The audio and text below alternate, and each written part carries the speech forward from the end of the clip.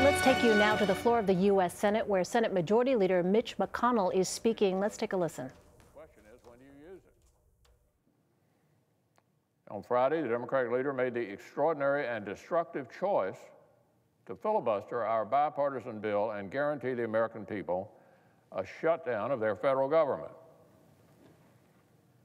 Now, it's the second day of the Senate Democrat filibuster and the Senate Democrat shutdown of the federal government. Because the president wouldn't resolve months of ongoing negotiations over massive issues in one brief meeting and give the Democratic leader everything he wants, my friend across the aisle has shut down the government for hundreds of millions of Americans. Because you didn't get everything you wanted in one meeting Friday with the president. So who pays the price for that? Health care for needy children, training and resources for our men and women in uniform, care for our veterans who came home, and survivor benefits for families of heroes who did not. Full funding for the CDC, for the NIH, and for routine safety inspections of food and medicine.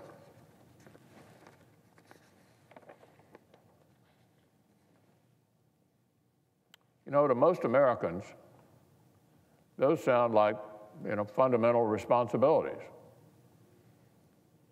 To the Democratic leader, apparently they sound like hostages ripe for the taking. And all of this was totally unnecessary.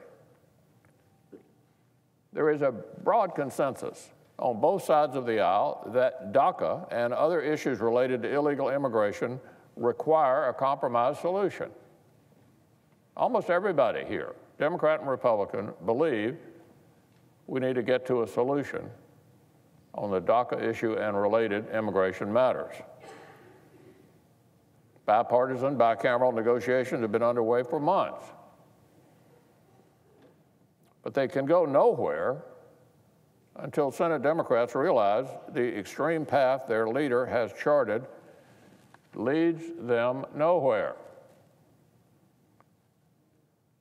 A filibuster of health care for 9 million children, a filibuster of the tools and training that our warfighters need to keep us safe, a filibuster of funding for the federal government itself for hundreds of millions of Americans,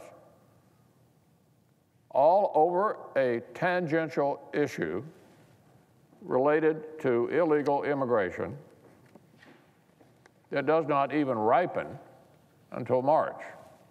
All of these other things are an emergency. The one non-emergency issue that our friends on the other side are trying to shoehorn into this discussion doesn't reach that status of emergency until March. This is pure folly. The American people know so. That's why in a recent survey, a majority said keeping the government open is a higher priority than shutting down the government over the issue of illegal immigration. That's why headlines all across America are laying the blame for this government shutdown right at the feet of Senate Democrats and their filibuster.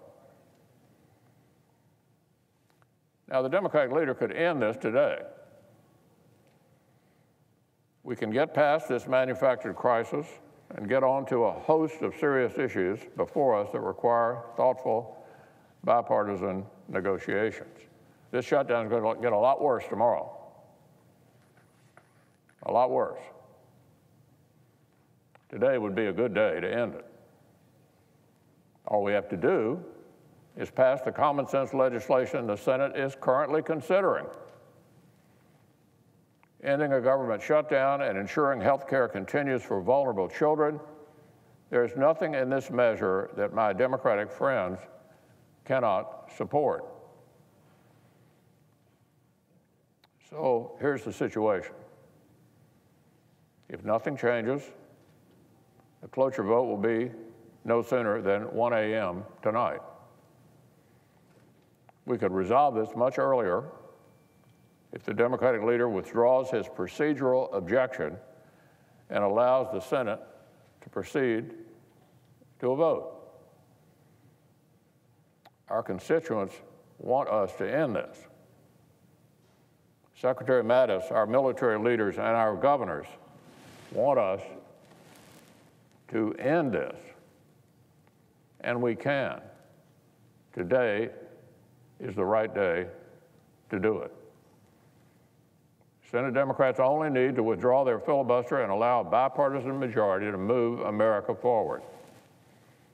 If they really care about the big issues, increased defense funding, disaster relief, DACA, and border security, and other important matters that we've been negotiating, and that I would like to bring to the floor, then they will stop their filibuster and this shutdown and let the negotiators get back to work. Everyone has figured this out.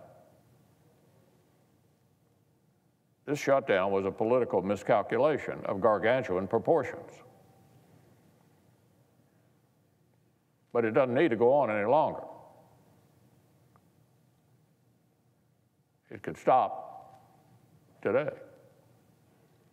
So let's step back from the brink. Let's stop victimizing the American people and get back to work on their behalf.